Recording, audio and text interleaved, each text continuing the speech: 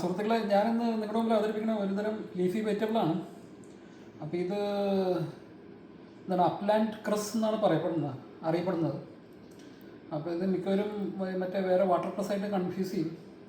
പക്ഷെ അതല്ല, ഇത് അപ്ലാന്റ് ക്രസ് ആണ്. അപ്പോൾ ഇത് ഒരു ലീഫി വെജിറ്റബിളാണ്. അപ്പോൾ ഇത് മെയിനായിട്ട് സാലഡ്സിലും കറീസിലൊക്കെ ഉപയോഗിക്കുന്നുണ്ട്. ഇപ്പോൾ ഈ സാലഡിൽ ഉപയോഗിക്കാം, ലീഫ് ഉപയോഗിക്കാം, പിന്നെ കറി കുക്ക് ചെയ്യുമ്പോൾ ഉപയോഗിക്കാം. ഇപ്പോൾ ഒരു ചെറിയൊരു സ്പൈസി ഫ്ലേവർ ഉണ്ട് എന്ന് പറഞ്ഞാൽ ചെറിയ ഒരു കുരുമുളകിൻ്റെ ഒരു ടേസ്റ്റ് കിട്ടും. അതിനായിട്ടാണ് ഇത് മെയിനായിട്ട് ഉപയോഗിക്കുന്നത്.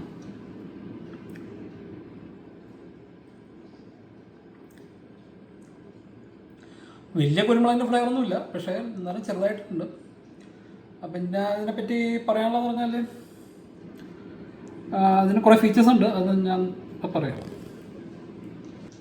അതിനെപ്പറ്റി പറയുകയാണെങ്കിൽ മെയിനായിട്ട് സാൻഡ്വിച്ച്, പിന്നെ ഗാർണിഷ്, സാലഡ്, അതിനൊക്കെയാണ് ഉപയോഗിക്കുന്നത്. പിന്നെ ഈസി ടു ഗ്രോ ആണ്. പിന്നെ ഇതിൽ പറയാനുള്ളതെന്ന് പറഞ്ഞാൽ സയൻറ്റിഫിക് നെയിം ബാർബറ വെർണ എന്നുള്ള സംഭവമാണ്. പിന്നെ ന്യൂട്രീഷൻ പ്രൊഫൈൽ പറയണമെങ്കിൽ വിറ്റാമിൻ കെയുടെ നല്ലൊരു സോഴ്സാണ്. വിറ്റാമിൻ കെയുടെ നല്ലൊരു സോഴ്സാണ്. അപ്പോൾ ഈ ഒരു സിംഗിൾ സെർവിങ് ഒരു 100% റിക്വയർമെൻറ്റ്, ഡെയിലി റിക്വയർമെൻറ്റ് കിട്ടുമെന്നാണ് പറയുന്നത്. പിന്നെ വിറ്റാമിൻ എ, വിറ്റാമിൻ സി, പിന്നെ ക്യാൻസർ ഫൈറ്റിംഗ് കോമ്പൗണ്ട്സ് ഒക്കെ ഉണ്ടെന്നുണ്ട്, ഗ്ലൂക്കോസിനോലേറ്റ്സ്. പിന്നെ പിന്നെ ഐ ഹെൽത്തിന് നല്ലതാണ്. ലുട്ടൈനും സിയാൻസാന്തിനും ഉണ്ട്. പിന്നെന്താണ്,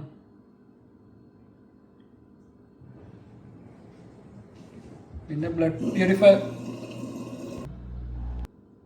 പിന്നെ പറയാനുള്ളതെന്ന് പറഞ്ഞാൽ ഡയബറ്റിക്കാണ്. പിന്നെ ബ്ലഡ് പ്യൂരിഫിക്കേഷന് പ്യൂരിഫയർ ആയിട്ടാണ് കൺസിഡർ ചെയ്യുന്നത് ട്രഡീഷണൽ ടെക്സ്റ്റുകളിൽ. പിന്നെ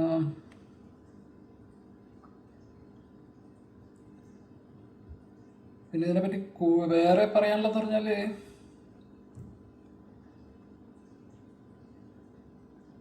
റെസ്പിറേറ്ററി ഹെൽത്തിന് ഉപയോഗിക്കുന്നുണ്ട്.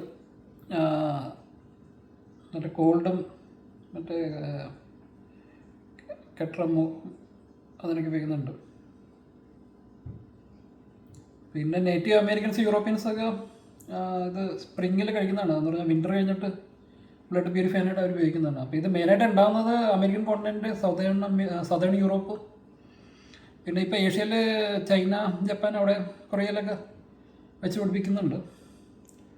പിന്നെ ഇതിൻ്റെ ശ്രദ്ധിക്കാനുള്ള കുറച്ച് കാര്യങ്ങളുണ്ട്. ഇതിൽ ഗോയിട്രോജൻസ് ഉണ്ട്. അപ്പോൾ ഗോയിറ്റർ ഇഷ്യൂ ഉള്ളവർ അധികം റോ ആയിട്ട് കഴിക്കരുത്, കുക്ക് ചെയ്ത് കഴിക്കാൻ പാടുള്ളൂ. പിന്നെ വിറ്റാമിൻ കെ കൂടുതലുണ്ട്. ബ്ലഡ് തിന്നേഴ്സ് കഴിക്കുന്നവർക്ക് പ്രശ്നമുണ്ടാകും എന്ന് പറയുന്നുണ്ട്. അപ്പോൾ അതൊരു ശ്രദ്ധിക്കാനുള്ള കാര്യമാണ്. പിന്നെ ഓക്സലേറ്റ് ഉണ്ട്. അപ്പോൾ ഓക്സലേറ്റ് ഉള്ളതുകൊണ്ട് കിഡ്നി സ്റ്റോൺ ഉണ്ടാകാനുള്ള സാധ്യതയുണ്ട്. അതുകൊണ്ട് ഹൈ ലെവലൊന്നുമില്ല സ്പൈനാച്ച് പോലെ. അപ്പോൾ കുക്ക് ചെയ്തിട്ട് കഴിക്കുക. പിന്നെ ഓക്സലേറ്റ് പേടിയുള്ളവർ റോ ആയിട്ട് കഴിക്കാതിരിക്കുക. ഇതൊക്കെയാണ് ഇതിനെപ്പറ്റി മെയിനായിട്ട് പറയാനുള്ളത്.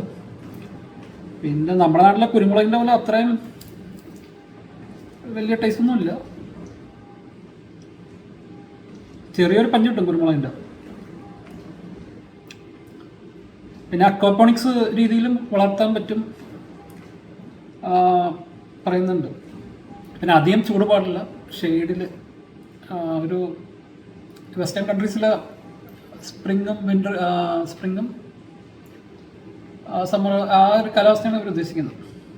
അപ്പോൾ ഏകദേശം ഒരു 3-6 ആ ടൈപ്പ് കാലാവസ്ഥയിൽ നന്നായിട്ട് വളരും. പിന്നെ അധികം വെയിൽ പാടില്ല, എക്സസ്. പിന്നെ ഹ്യൂമിഡിറ്റി അധികം ആകാൻ പാടില്ല. നമ്മുടെ നാട്ടിലും വെച്ചുപിടിപ്പിക്കാവുന്നതാണ്. അപ്പോൾ ഇതൊക്കെയാണ് അപ്ലാന്റ് ക്രസിൻ്റെ വിശേഷങ്ങൾ. പിന്നെ ഇത് ലീഫി ക്രസ് എന്നും അറിയപ്പെടുന്നുണ്ട്. ഓക്കെ, ഇതൊക്കെയാണ് ഇതിനെപ്പറ്റി പറയാനുള്ളത്.